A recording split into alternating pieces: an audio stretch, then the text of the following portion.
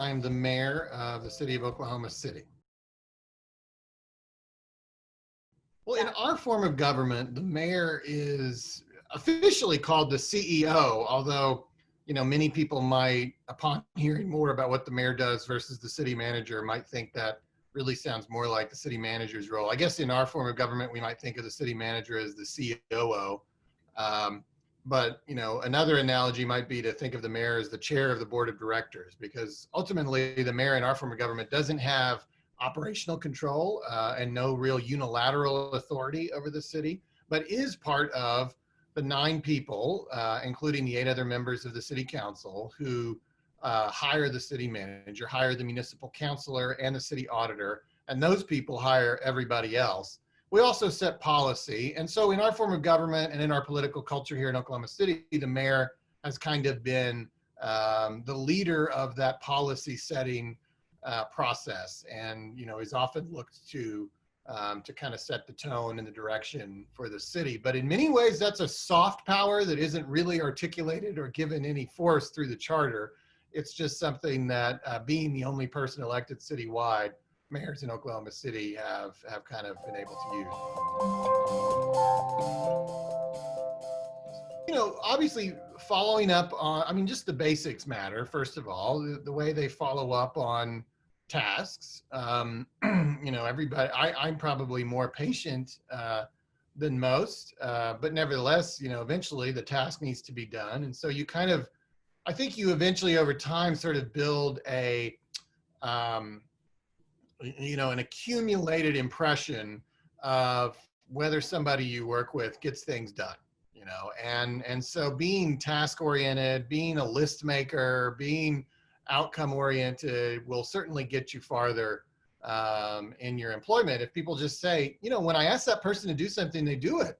You'd be surprised how many people in employment don't. just you ask them and it just sort of never happens, and then you ask them again and they're like sort of, oh, I'm working on it, and then you just kind of give up eventually, and it leaves an impression when somebody gets the things done that you asked them to do. I think there's also obviously always a need for just sort of soft skills, just the ability to work with others.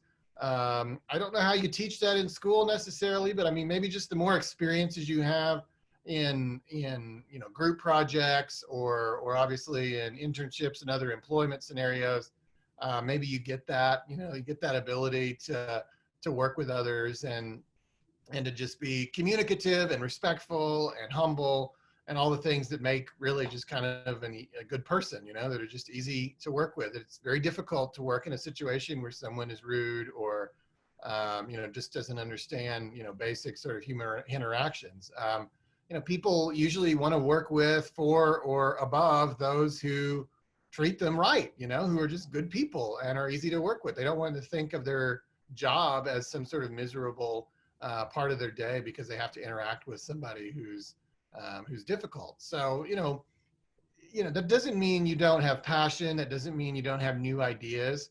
But you have to figure out how to present those things, in a way where you can still coexist with your coworkers or your bosses. So I think I look for all of those things. And, I also look for obviously high involvement in what a student might refer to as extracurricular activities, but what an adult might refer to as civic affairs. I'm certainly impressed by people who are on boards and have been through a leadership program and those types of things.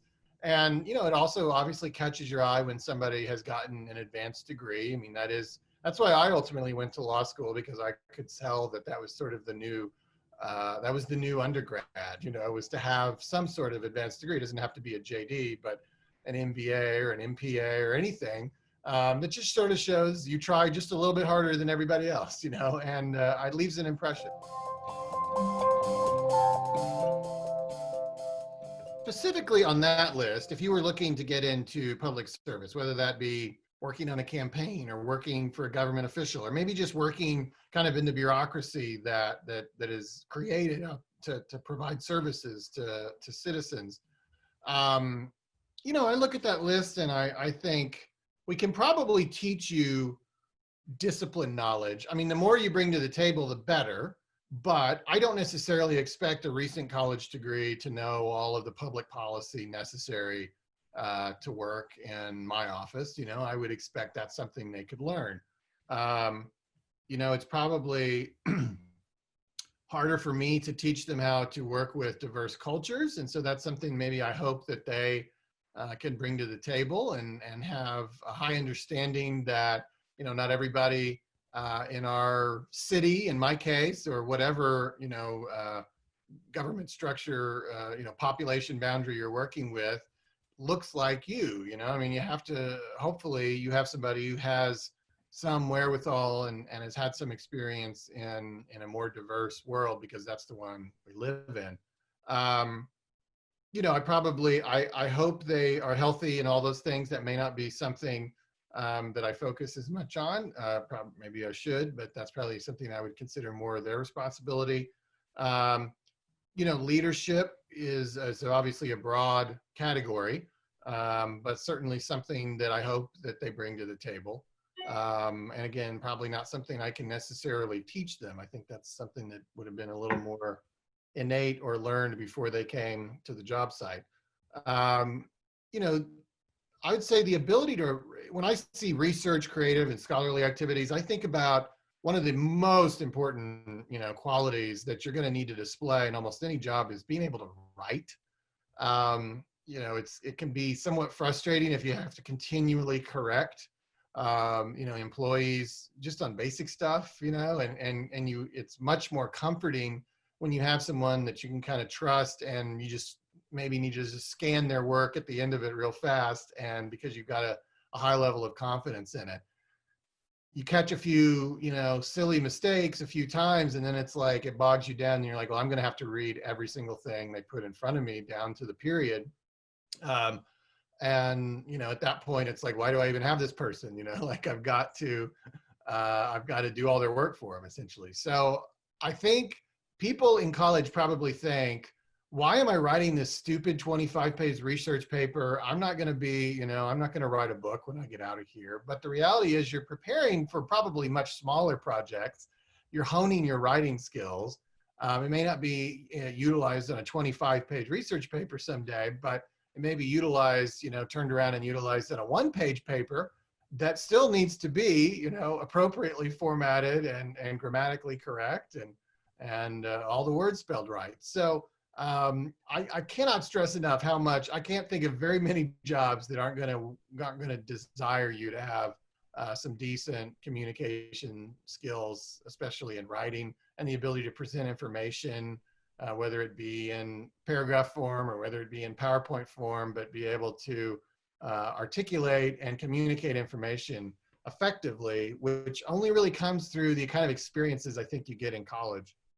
And then obviously from a public service perspective, civic engagement. I mean, if I have somebody in front of me, maybe they're just in college, so they haven't had a chance to go be on the ballet board or something. But if they are somebody who was the student council president of their university, or maybe they are already on some boards or something, all of that's very impressive and certainly demonstrates that this person is kind of a step above their peers, and I think always makes people stand out.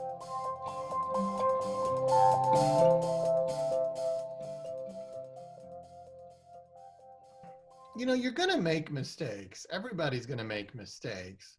And the sooner and faster that you make them, the better. And so, I mean, to me, if I were looking for how to train people to be more coachable, to be all of those things that you said, I would say you got to get out into the workplace. And if you're still in college, then find an internship.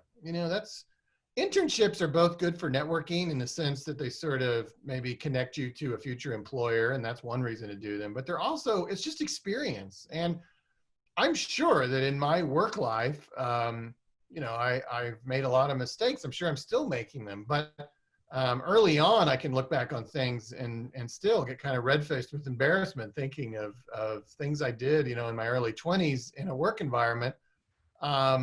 And so you just got to get it out of the way. I mean, everybody's going to make mistakes, and the sooner you make them, the better. And that's why I would just encourage, I think the best way to hone those soft skills, if you haven't sort of been born with them innately up through your upbringing, and you're still in needing that sort of skill set, I guess I just say get into the workplace as fast as possible. And as an intern, the stakes are low, and so it's a good way to learn and good place to make mistakes. I mean, nobody, not too much usually depends on you. So, and people expect that of interns to make mistakes.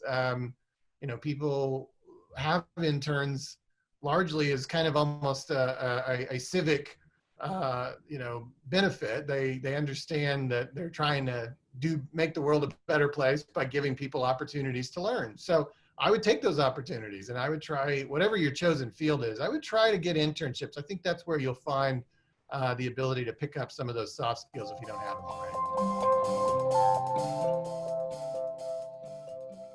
One is you're going to be frustrated at the pace of your advancement, and you just got to understand that's kind of just the way it is. There's a lot of people in this world, and a lot of other people have worked at it longer than you, and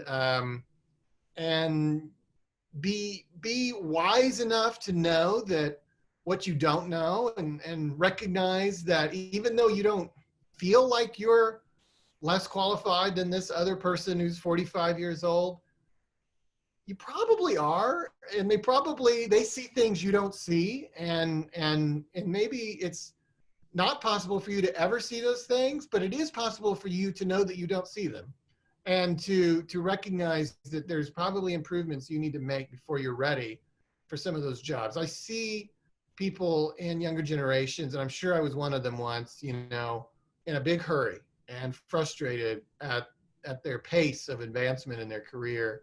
And, this is a marathon. You're going to work for, 40, 50 years. There's plenty of time for you to be the CEO. You're going to get there, but pay some dues first and be willing to do that. And you'll impress people by your willingness to do that.